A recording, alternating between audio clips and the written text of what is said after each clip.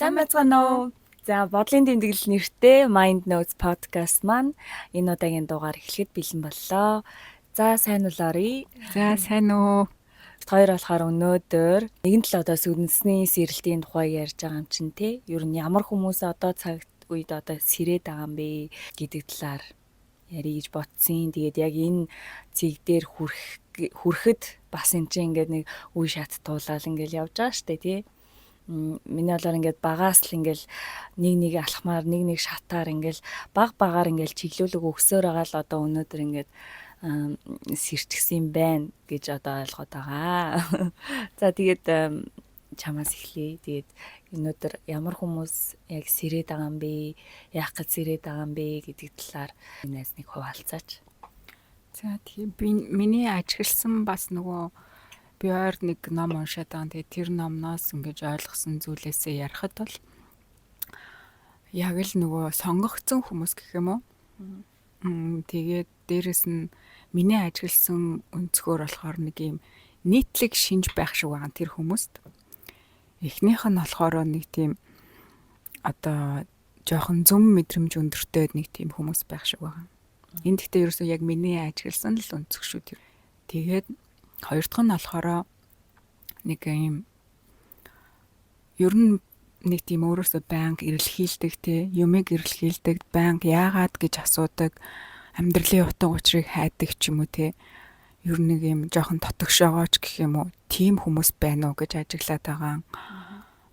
Бас нөгөө талаасаа нэг тийм нэг нинжин нэг зөөлөн хүмүүс байдаг да. Нэг хүн чанар сайтай гэх юм уу хүнлэг хүн гэх юм уу тийм хүмүүс бас яг энэ одоо цаг үед илүү юм сүнсний сэрэлт явагдаад байна уу гэж ажиглаад байгаа. Тэгээ сонгогдсон гэж хэлж штэ тий. Ер нь юунд сонгогдоод байгаа юм? Ер нь юу болоод байгаа? За миний энэ уншиж байгаа ном дээр бол нөгөө эрх замбад буюу бид нөгөө дараагийн оршихуйд бэлтгэхийн тулд одоо нөгөө дараагийн оршихуйд очихын тулд одоо энэ хүмүүс ингэж өөртөө бэлдэж ингэ сэрээд байгаа юм байна. Гэхдээ өөртөө бэлдэж биш одоо нөгөө оршихуйгаас цаанаас нь ингэж яг бэлэн болцсон хүмүүстээр одоо төвлөрч ингэж сэрээгээд байгаа юм байна л гэж ойлгосон. Оршуу гэдэг одоо нөгөө 3D-ээс 5D рүү шилжинэ гэж яриад байгаа. Тэрийг хэлж байна уу тий? Тийм тэрийг хэлж байгаа. За тэгээд энэ шилжилт гэж яриад байгаа тий. Энд чинь болохоор одоо энэ дэлхийн ер нь бол энэ 24 цаг одоо нэг удаа нарыг тойрдог тий. Тэгэнгүүт тэр хурд нь илүү ихсээд ер нь одоо нэг хоног бол илүү хурдан иргэдэг болчиход байгаа гэсэн үг. Тэгээд бас одоо энэ дэлхийн одоо тэр герц тий энергийн давтамж бол их өсөд байгаа. Тэгээ энэ нь болохоор 1960 оноос эхэлсэн гэж байгаа байхгүй юу. Тэгээ 3D одоо оршихугаас 5D рүү шилжинэ гэдэг маань одоо хүмүүсийн ухамсарын төвшин төдийч нэгээр одоо илүү хэлж ийна л гэсэн үг. Нэг бол бүр судлаачид ийм дүгнэлтийг гаргасан. Тэгээд 2060 он гэхэд бол бүрэн одоо ийм цэвэрлэгээ хийж дуусаад 60 оноос бол ингээд 5D рүү шилжнэ гэж үзэж байгаа юм билээ. Тий яг л тэрүүнд бэлтгэгдэж яг одоо цаг үед нэг иймэрхүү нийтлэг шин чанартай хүмүүс илүү сэрээд байна уу гэж ажигласан да. Бага нас руугаа очие л доо. За чиний бага нас ер нь ямар хөө байсан юм бол тухайн үедээ нэг арай нэг жоохон мэдрэмж гэхүү зүн тийм зүйл байсан л ах гэж бодож лээ л да. Би бага байхдаа бас ер нь яг юм яагаад гэдэг юм айгүйх асуудаг.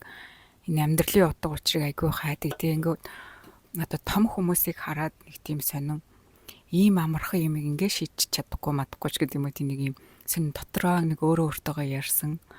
Тэгээ ингээ хүмүүсийн хийж байгаа үйлдэл энэ хүмүүс яагаад ийм үйлдэл хийгээд байгаа юм бол энэ хийж байгаа үйлдэл нь заримдаа ингээ надад буруу харагддаг тийм ингэлхийнхээ оронд ингэчж болно штэ ч гэдэг юм уу. Энэ бол зүгээр ингээ хүүхдийн л бодлохгүй. Тэгэл ингээл өөртөөгөө ярьж идэг. Нэг тийм яагаад гэсэн асуултанда өөрөө хариулцдаг заяа. Энэ яагаад ингэж байгаа юм бол гингүүтээ тэрүүндээ өөрөө хариулт олол хариулцдаг. Тэгээд нэг тийм нэг дотогшоогоо нэг тийм хүүхдээс нь тэгээ бас нэг жоохон зүн одоо ингээ эргээ бодоход тэр одоо юу гэмтэй нэг тийм зөв мэдрэмж гэх юм уу, нэг тийм сонин зүйл заяа. Одоо ингээ ярахаар айгүйс нөгөө хүмүүсийн гэрлэн бүрхүүл гэж байдаг шүү. Тэнгүүт би багада тэрийг хит хитөө удаа харж ирсэнаа сандаг байхгүй юу? Тохоо үедээ болохоор бүр юу вэ, яагаад вэ гэд нэг тийм амар бол ингээ сониуч гарч ингээ хараагүй нэ яг ингээд анх удаа ингээ харж байхдаа айгүй гоё нэг юм өөрөөс нэг юм солонгон гэрэл ялгаруулсан.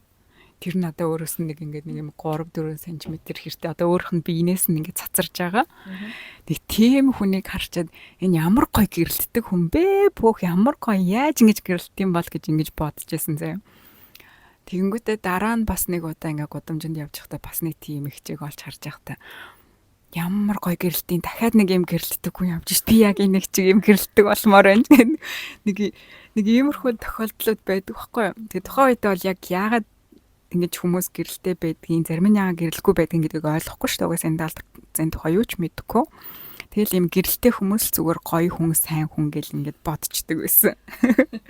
Тэгайгүйсэн. Тухайн үедээ тэгээ хэдэн настай байсан гэсэн үг үү? За нэг 8-9 нас хавцаа ч юм уу тий нэг тиймэрхүү л байсан баг. Одоо ингээ иргэн бод. Эсвэл сонирхолтой юм аа. Гэрлэн бүрхүүлж байгаа юмсаа тий одоо ч хүн болгонд л байгаа энергийн бие тий. Тэгээд одоо хүний 7 хүрд гэл байгаа. Тэгээд нөгөө одоо тэрий чинь бүр ингээд шинжлэх ухаанаар нотолцсон шүү дээ. Тэгээ яг тэрийг чи ингээд нүдэрээ харж ийна гэдэг чи одоо мэлмийн хүрд чинь тухайн үедээ юм нээлттэй байсан юм шиг ба. Тийм бараг тийм байгаа хгүй. Тэнгүүт амьдралын явцад тэр маань дарагдаад үгүй болцсон тий. Тэнгүүт би тэрийг одоо л мэдчихэж байгаа хгүй юу. Би ер нь багтаа тийм байсан юм байна. Тэгвэл одоо энийгаа хэрвээ яг эргээгээд ингэ сэргээх боломж байдаг болов. Хэрвээ байдаг бол би сэргээхийг хүсэж байгаа. Гэхдээ одоогоор бол яг ингээ бүрэн сэргсэн юм байхгүй. Яг нь насан туршсан айна нэг ганц удаа харж исэн. Гэхдээ тэрнээс хойш бүр дахиж ерөөсө хараагүй л. Тэгэхээр яг бүрэн сэргээгүй байх гэж бодож байна.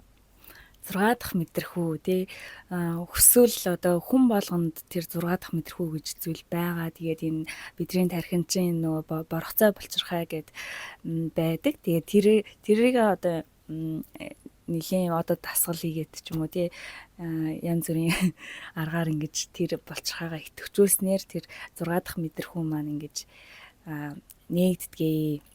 За тэгээд одоохондооч бид хоёр өөрсдөө ч нэгээгүй л байна л та.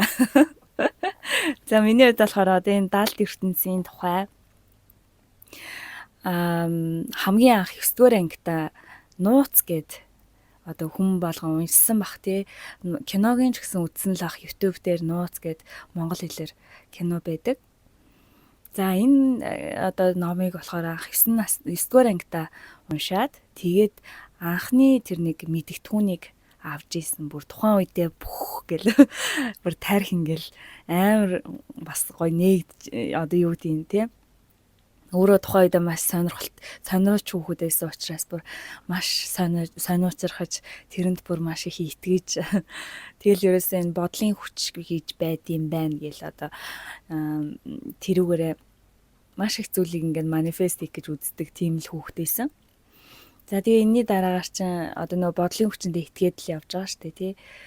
Тэрний дараагаар би 4-р курс төгсөөд нэг хамгийн анхны ажлын гараа нэгэн энергийн төв дээр ажилд орсон. Тэгээ тэндээ болохоор би орчуулагч хийж исэн. Тэгээд нэг бүтэн зууны хугацаанд нэг номыг орчуулад тэгээд тухайн үедээ болохоор миний нүд хаалттай чих одоо битүү тийм байсан болохоор ч одоо яг тэр энергийн ертөнцийн тухай ч юм уу энэ даалт ертөнцийн тухай яг ойлгоогүй л зүгээр л орчуулж исэн байгаа байхгүй юу. Тэгээ яг тэр нооргийн саяхан компьютер дээрээсээ олоод уншсан чинь одоо жинхнээсээ нөгөө хэр чинь бүр ойлгоод иймэрхүү юмыг би хийж исэн юм биш үү. Гэл одоо бол маш талархалтайгаар одоо тэрийг одоо уншсан. Нэг ингээ хайлт нэг гүйл гэж үзээд. За гих мэтлээ ер нь ингээд нэг алхамаар л энэ сэрэлтэд тий цаанаасаа одоо бэлтгэгдэж исэн юм байна. Ойртуулж исэн юм байна гэж ойлгосон. Тийм яг үнэ. Яг одоо ингээ эргээд бодоход нөгөө өмнө нь хоёул ерөөсөө анзаардгүй байж нөгөө сэрээгүй байх та. Тэг яг ингэ сэрсний дараа анзаархаар яг л Яг л тий анханасаа бэлтгэжсэн энэ замаар л явах байсан юм шиг санагддаг тий. Яг үнэн. Тэгэл одоо яг ингээл нэг хэдэн жилийн давтамжтайгаар ямар нэгэн байдлаар ингээл мэдээллүүд ингээд өгч ирсэн байгаа байхгүй юу? За одоо ингээл хоёлаа чинь ингээл сүнс мүнс гэдэг юм уу, эсвэл сүнсний сэрэлт ч гэдэг юм уу. Ийм зүйл ярихаар одоо зарим хүмүүс энэ одоо юу шашин ч юм уу, шашны нэг бүлэг калт малт юм шүү. Энтэр гэж бодож иж магадгүй тий. За чиний хувьд ер нь ийм шүтлэг бишрлийн талаар ярил л да. Чиний одоо багаасаа шүтжижсэн одоо бурхан дингэрч гэдэг юм уу, тийм зүйл юу байсан? За багаасаа яг энэ тэр гэж нөгөө шүтчихсэн юм бол байхгүй. Гэхдээ яг нөгөө бидний нэг нийтлэг л нэг юу байгаа штэ монголч нэг хэсэг амир Христ орж ирэл юугаач мэдэхгүй байхдаа Христийн сүмэнд яваал тэгэл нэг сонин юунд залбираад байгаагаа мэдэхгүй юуны төлөө ягаад одоо тэр сүмэд байгаа ч мэдэхгүй нэг хэсэг Христэд явж исэн үе байгаа. За тэгээд учиргүй бас нөгөө бөө мөргөл гээл бас л нөгөө учраа олоогүй байхдаа бөө мөргөл тэнгэр гээл ингээ явж исэн үе бас байгаа. Тэ ингээ бодохоор яг одоо энэ сүнсний сэрэлт гэдэг маань ерөөсөө яг юм шашин бол биш те. Угаасаа шашин руу яагаад ч оруулж болохгүй. Энэ бол зүгээр яг энэ нэг юм жамын тухай байгаа хгүй юу? Хүн гэж юу вэ? Одоо бид нар яах гэж энэ амьдарч байгаа одоо нэг хүн шиг хүн болохын тулд бид нэр одоо ингээд илүү их нөгөө сүнсний сэрэлт явагдаад энэ одоо нинжин сэтгэл те. Одоо юу гэдэг вүлээ? Өөрөөр яг ингээд тайлбарлаж хэлэхээ мэдэхгүй л энэ. Гэхдээ яг ингээд хүнийг хүн ясаар нь хайрлаж нинжин энэрэнгүй сэтгэлтэй байхын тулд бид нар илүү их ингээд сэрээд байна уу гэж одоо энэ миний ажигласан өнцгөр бол тийм байгаа. Гэхдээ энэ бол юу ч огтхон ч шашин руу оруулж болохгүй. Яг анх нөгөө одоо би нэг ном уншиж байгаа л да. Яг тэрүүн дээр тайлбарласнаар болохоор анхын шашингууд бас л яг л тийм зорилготой бий болж исэн. Нөгөө энэрэнгүй нинжин сайхан сэтгэлтэй хүнийг бий болгох гэж л одоо ариусгах гэж л бий болж исэн. Гэвч яг ингээ явцын дунд нөгөө тэр цаад гүн утгаа алдаад одоо бол бүр ингээд юун тэр ариусгах юу юм уу болцсон те нөгөө хүний итгэл үнэмшлэр нь тоглол чи ста юм бурханд итгэхгүй бол чи тамд очно мочноч гэдэг юм ингээд нөгөө анх бий болж исэн утгаа алдсан болохоор яг одоогоор бол би ямар ч шашин ерөөсөө шүтгэхгүй байгаа, ямар ч юунд хамааралгүй л яваад байгаа. За миний хувьд ч нь болохоор өвөө эмээ дээр өссөн болохоор ч хамгийн багаас л одоо нөгөө буддын шашинны дэргэд өссөн. За тэгээд нэг эмээгийн зааж өгсөн тарин марныг чийжлээ штэ нөгөө юу умдаар идүүдэрээ дөрөөс авах гэл. Тэгэл нэг бурхан гэж байдаг ч юм уу, байдгүй ч юм уу. Ер нь бол маш их асуултын тэмдэглэл байдаг гэсэн шүү дээ. Ер нь бурхан байдсан болов уу? Хаана байдсан болж гэдэг юм. За тэгээд явж байгаад оюутан боллоод Христийн сүмд явж эхэллээ. За тэгээд нөгөө эсийн бүлэг гэдэг одоо нөгөө Библи судлалын жижиг групп болоод тэгээд одоо Библийг судалдаг, уншдаг. Тэгээд нөгөө Библи судлал явж байхад үнэхээр бас гоё ишлэлүүд, одоо гоё сургаалууд байдаг. Тэгээд тэнд байдаг хүмүүс ч гэсэндээ ингээл сайхан ааштай, их гоё найрсаг, тэгээд их эерэг гоё хүмүүс байдаг. Тэгэл дуулж хуурдна. Тэгэл яг тиймэрхүү юмд нэлийн татагдаж явдаг л байсан л да. За тэгээд ер нь нэлийн бурхан байдаг гэдэгт итгэх гэж бас үзээ. Өөрийгөө айгүй тийм хүчлээд ч юм уу мэдгүй яг л нэг тэр дотор нэг тийм итгэл үнэмшил нэг жинхнээсээ төрж өгөхгүй худлаагаасаа нэг юм дүр эсгээд үзүүлэл яваад исэн байгаа юм л да. За тэгэл орон гарын тэгж явсаар гал. Тэгээд саяхныг хүртэл ер нь бол бас энд ирснийхаа дараа сүмэгч нартай бас ингээл Библи судалдаг л байсан л да. Тэгэл тэр мэдээж тэр юу Библи бол үнэхээр бас сайхан ном тий сайхан сургаалуудтай.